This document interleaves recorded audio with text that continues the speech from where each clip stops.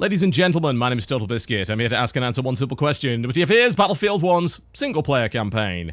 I'll spend a bit more time in the multiplayer before I put a video together. I put 10 hours into the trial, and I've put probably 5 or 6 more hours since the early Enlister edition came out. The main game is supposed to come out on Friday on general release. Spend a little bit more time on that before I come to a conclusion, but I have certainly come to a conclusion on the single-player. And I have been accused in the past of being contrarian, perhaps for the sake of being contrarian. And in reality, most of the time when I go into a game, I deliberately don't read other reviews or other opinions prior to it because I want to go in clean. I don't want that element of bias there. And I don't want to deliberately go out of my way to try and contradict other people to stand out. I think that's inherently dishonest. And yeah, I couldn't really avoid all of the quotes about Battlefield 1, particularly its campaign. People claiming, whether they be players or indeed the game's media, that this was the best Battlefield campaign ever. That there were moments of genuine emotional investment, that immersion was second to none, that there was a degree of authenticity there. And I started thinking to myself, did we play the same game? Because I've played the majority now of the Battlefield 1 campaign. It's certainly not long. It is split into a series of very short mini-campaigns. And it's nonsense. Absolute nonsense, both historically, in terms of even maintaining a thin veil of authenticity, not to mention it's mechanically simplistic, overly loaded with cinematics, and some of it just made me laugh. And it wasn't supposed to. That's the ridiculous thing about it. It's trying to play itself straight, and yet it is unbelievably silly.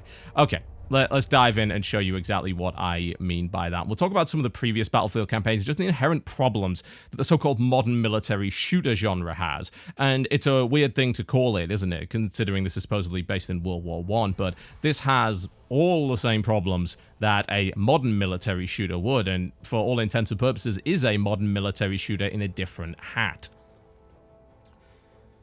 Now, when we talk about World War I, there is a lot of association, of course, with trench warfare, but World War I did have quite a lot of diversity in it, and more importantly, perhaps, World War I saw a massive change in the way that war was fought, and a progression of such, especially when it came to the technology used, as well as the tactics, from the start to the finish. I think because of that, you have an incredible opportunity to create a single-player campaign that would start at the beginning of the war, and this is a point where armies were literally marching across fields in colored uniforms, using the same tactics that they're used to with musket lines, getting annihilated by artillery and machine guns, and of course, then through to trench warfare, the invention and the introduction of the tank, the invention and the introduction of aircraft. There's a huge amount to tell there, and you could get a real sense of progression, and you could incorporate through that a wide variety of interesting fighting tactics and settings. They didn't choose to do that. They basically set almost everything at the end of the war. Everything's at 1918 with the exception of the flying campaign, which is in 1917. Not that that really makes a great amount of difference. And what they decided to focus on here is not the actions of large armies and groups of people. It's individual heroism to the point of ludicrousness.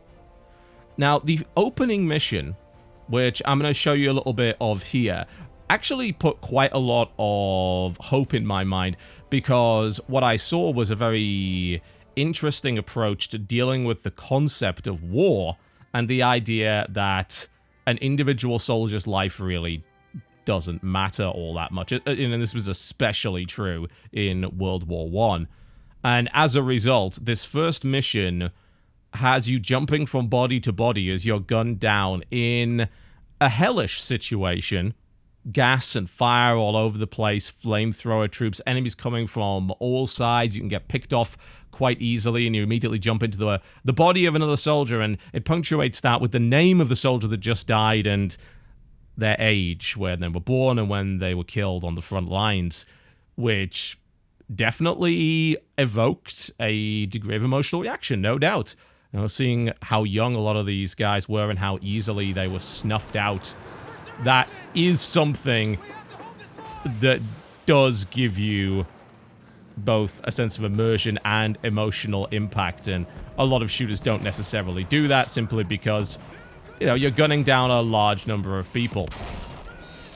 That said, despite the fact that this is a pretty great way to both immerse and evoke that emotional reaction, that doesn't mean that the level is in any way challenging, difficult, or really requires any sort of tactical input. Like, since you basically have infinite lives, you will go down, that's fine, and then you will respawn as another troop, and the aim is just to run to the end of the level. It is a shooting gallery. And it's punctuated by these little bits of narration.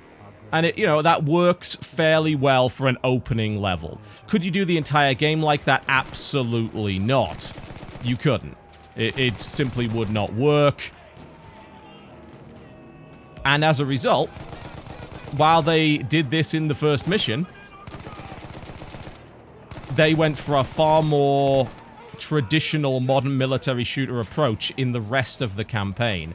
And that's where not only all of the emotional engagement and authenticity goes right out of the window, but it demonstrates extremely poor design in terms of the levels, in terms of the actual extent of decisions that you make, as well as the fairly piss-poor AI and the ridiculous nature of the individual heroism that's going on. The fact that your soldier is ludicrously tough and incredibly skilled, and it isn't about a group of people. It's about these unrealistic individuals. Now, I'm going to jump out of this, and I'm going to go into one of the levels that I think best epitomizes that. And this is the level that really made me laugh. We get back to that lovely term, Ludonarrative Dissonance. Tricky in a war game, really, to represent the war in an authentic way while still remaining an enjoyable experience, because, hey, war is hell, right? And Battlefield, obviously, is not attempting to deconstruct that in the same way that Spec Ops The Line did. No. But the sheer clash between the narrative that's going on, and there is a ton of it.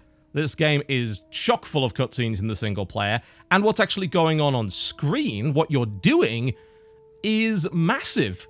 Way more so than most modern military shooters.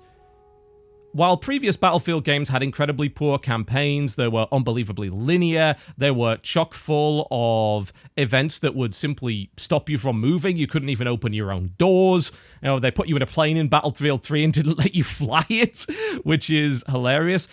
But this is beyond ludicrous. So here we have a veteran in the attic, and he's going to talk to who I assume is his daughter about the events here. And you think, you know, this could absolutely be a great representation of course, the PTSD and the horrors of war. These are incredible.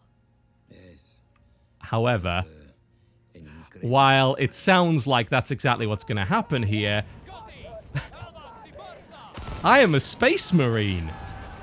Welcome to the depiction of Battlefield 1. You are in full steel armor, carrying a heavy machine gun. You have no problem doing this, because apparently you are a genetic super soldier.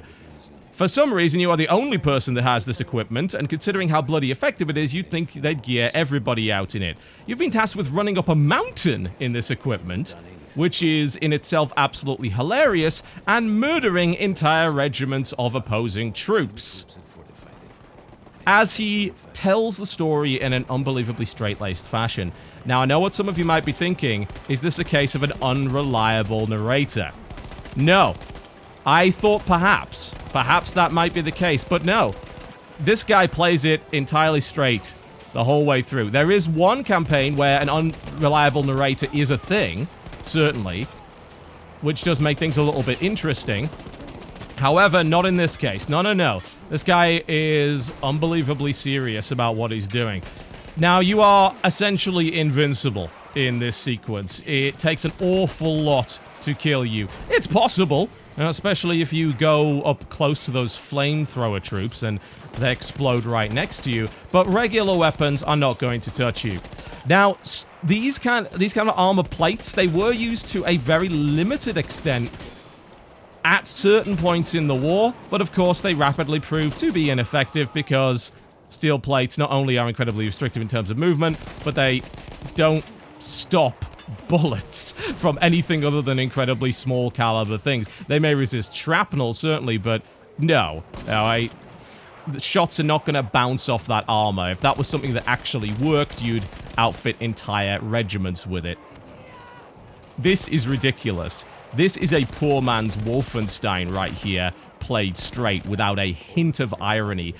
It's not challenging in any way. It's not difficult in any way. There are no decisions to make. You are simply mass murdering enemy troops that run at you, brainlessly trying to shoot at you. They evidently have not realized that I am invincible, that I am a super soldier. I mean, hell, I even have health regeneration in this thing, despite the fact that I wouldn't need it. You could maybe make this level somewhat challenging if you said, okay, you're very damage resistant, but you can't regenerate your health, so you can't be too crazy, but you can be too crazy. This, I mean, this is a joke in terms of authenticity and immersion. It took me right out of it. And I am okay with silly games. I mean, hell, you know, Wolfenstein is a very silly game. And yet, I got more emotional engagement out of Wolfenstein, a game which lets me dual-wield automatic shotguns and fight Mecha Hitler, than this. Right. I had to make sure he got there. Because this is trying to play it straight and then presenting me with this ludicrous idea here. And what am I really doing? Brainlessly gunning down regiments of people while running up a hill, and the level gets worse and worse and worse. It claims that I am the only person that could take out an artillery emplacement. Really? I'm the slowest person in the entire regiment. Why is it only me? And after that, you end up taking a flat gun and gunning down an entire fleet of bombers, having one of them fall on your damn head and you still survive. Good lord. And honestly, like, the game is full of this you are a superhero nonsense.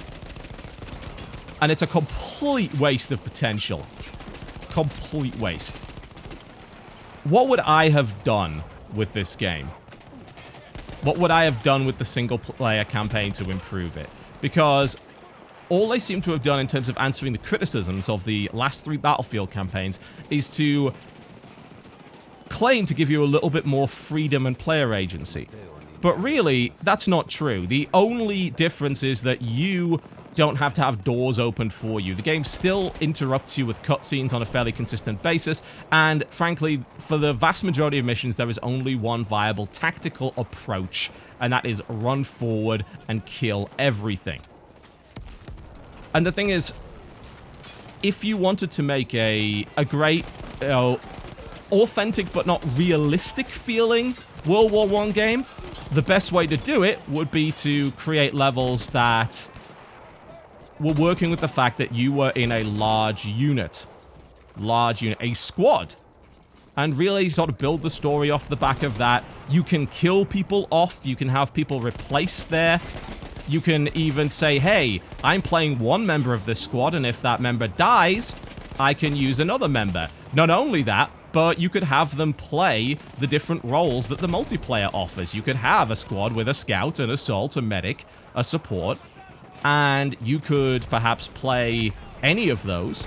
Maybe you could even have a system like, say, Republic Commando, a Star Wars game, where you were able as the squad commander to order your different troops to do different things. You could even go a sort of Mass Effect way with it and have those different squad members have different abilities and say, hey, grenade this position. Hey, now's the time to use a mortar.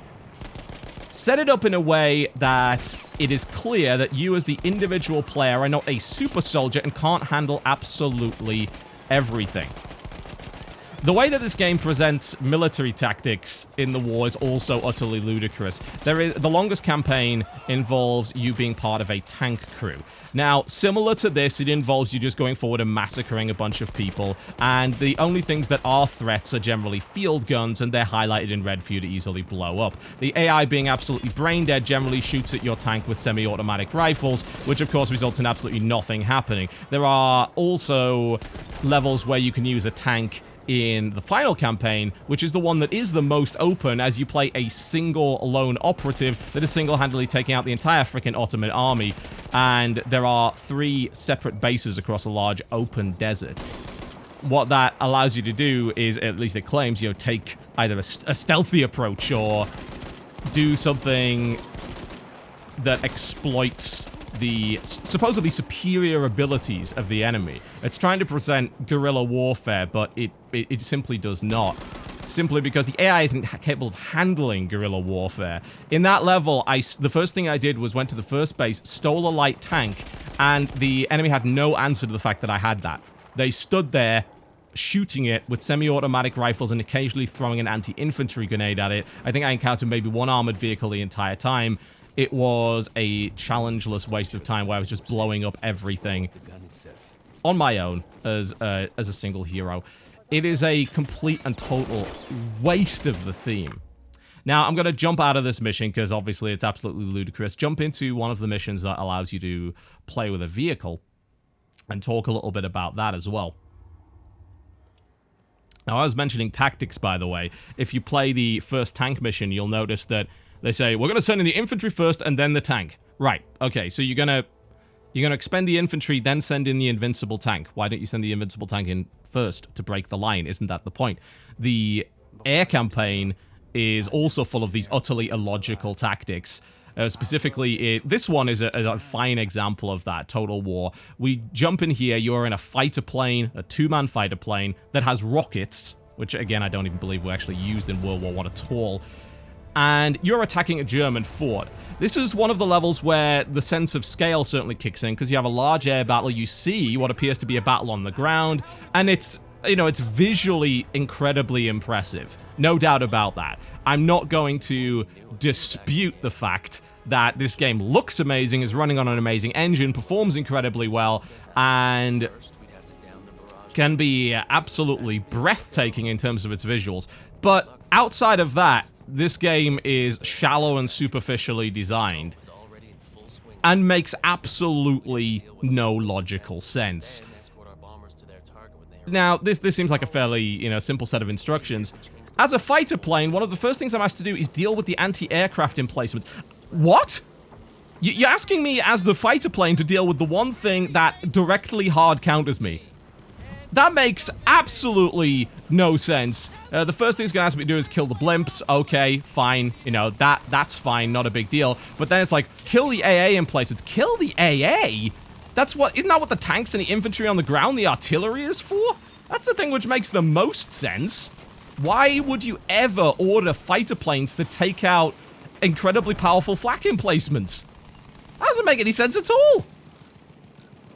And again, that's a massive immersion breaker in a campaign that claims to be immersive. It is trying to be immersive.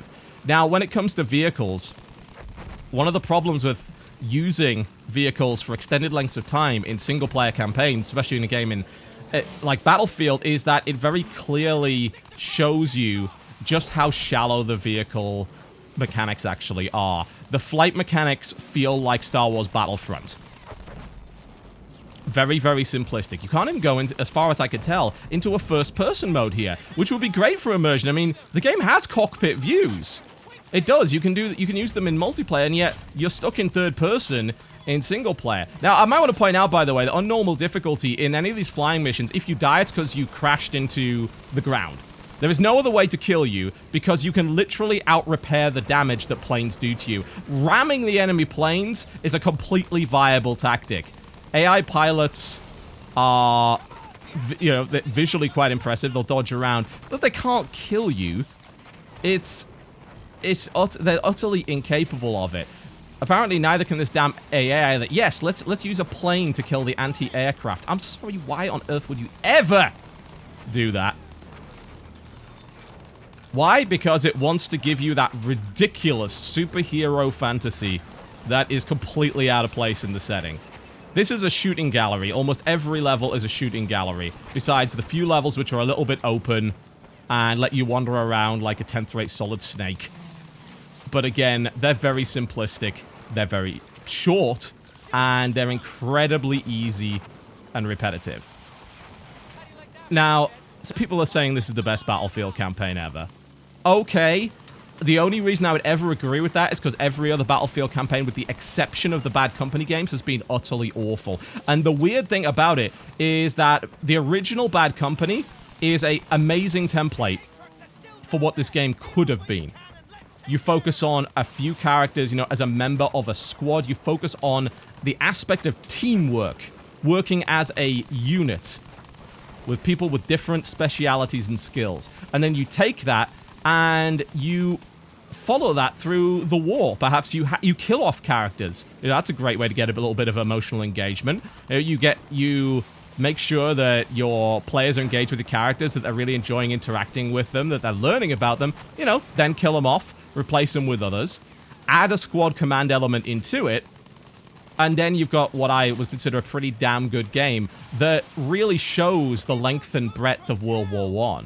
DICE claimed that that's what they wanted to do. They wanted to show people, not in necessarily a realistic way, and again, I've never asked for that, never asked for realism, not at all.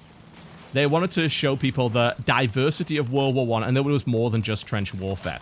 Cool, I am absolutely fine with that, and it totally was. But here's the thing, the diversity of World War I came across the course of its history, as in the 4 years that it was happening in, not all in 1918 when all the technology had already been developed. There were so many amazing opportunities to showcase the way that war changed, and that would fundamentally change the way that the levels played and force you to adapt your tactics. I would love a level where the first ever tanks came into play, seeing the panic amongst your troops, having to somehow adapt to it. How do I kill a tank when we don't have anti-tank because tanks never existed before this? What do I do? That would make for an incredible level. But that's not what they went for. They went for nonsensical superhero stuff, which would be fine if it was well mechanically developed, but it's not. It's all simplistic. When I want to play a superhero first-person shooter, I go and play Wolfenstein, and of course it develops its mechanics and weapon loadouts throughout the entire game. You learn skills, you come up against increasingly diverse enemies. You don't do this in this. You know, this game puts all of its cards out on the table immediately, and then presents you with a seemingly invincible soldier who can handle any weapon, any vehicle, and so on and so forth, and then drags you into these astonishingly simplistic vehicle-based levels that really expose just how little there is to vehicle play in Battlefield. And you know what? In multiplayer, that's totally fine, because you are actually working with a group. You know what would have worked? You know what I think would have been an absolutely excellent way to do the campaign in this game? Is to go full-on co-op with it. That would have been the way to go. A 4-man squad, each with different abilities, and you play through the course of the war with your friends. That would have been exceptional. You get rid of the superhero element to it. You diversify the mechanics. You ensure that everybody can't just do everything. And you build that real sense of camaraderie. You can still do all of this crazy cinematic stuff. You absolutely can, but this is a piss-poor first-person shooter campaign. It is little but more than visually impressive, and the massive clash between the story they claim they're trying to tell and the story they're actually telling through the gameplay is, in fact, worse than the ludonarrative dissonance in these modern military shooters. I actually would take the campaign of Black Ops 3 more seriously than I would the campaign of this, because hell, in that, you are cybernetically altered with incredible futuristic abilities.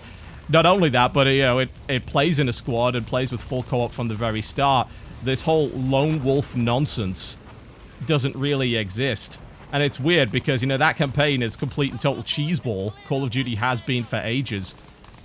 But weirdly enough, that actually makes it more immersive, more authentic than this. where the conflict between that ludicrous gameplay and the story it's actually trying to tell is overtly evident.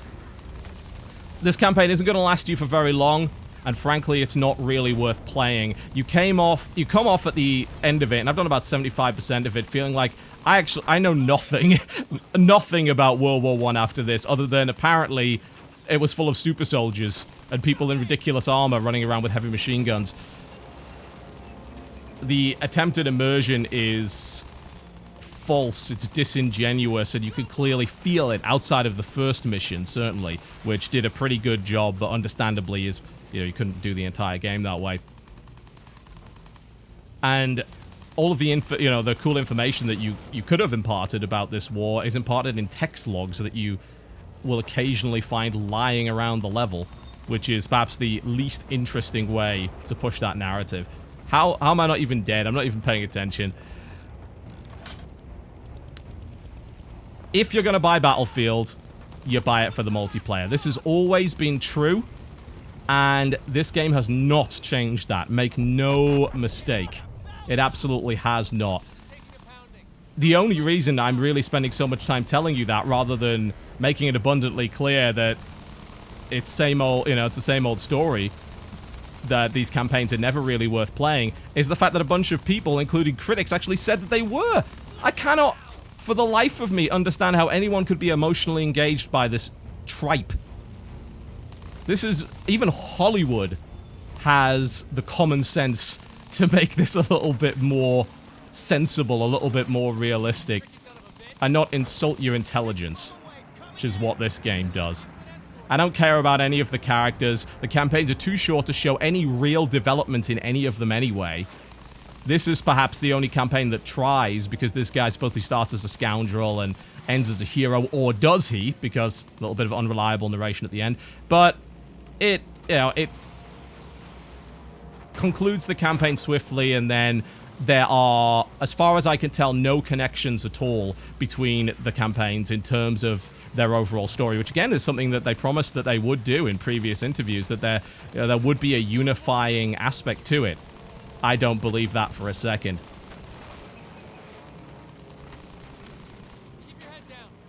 Ultimately, this kind of campaign has been done far, far better 10 plus years ago by the Call of Duty games.